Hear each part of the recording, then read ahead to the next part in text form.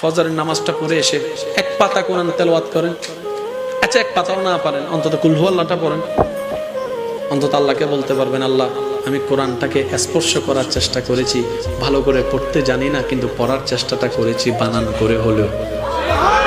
আর মনে রাখবেন, যেই ছাত্র চেষ্টা করে টিচার কখনো তাকে আঘাত করে না, বরং তার উপর আরো খুশি হয় যে আমার ছাত্র না পারলেও অন্তত কি করেছে, চেষ্টা করেছে। আল্লাহ পাক আমাদের সবাইকে চেষ্টাকারী বান্দা বানার তৌফিক দান করুন। আমার কথায় কি কেউ কোনো কষ্ট পাচ্ছেন? তাহলে এবার একটু খেয়াল করেন, জান্নাতে যেতে গেলে সওয়াবের দরকার, জাহান্নামে গুনার দরকার। আমার জীবনে গুনাহ বেশি, আপনারাও স্বীকার করেছেন আপনাদের জীবনে সওয়াবের তুলনায় কি বেশি, গুনাহ বেশি। তাহলে আমাদের টার্গেট তো পূরণ হচ্ছে না কেন? আমাদের জান্নাতে যাওয়ার মতো সওয়াব আমার কাছে নাই। আপনারটা আপনি বলেন, আপনাদের কাছে আছে?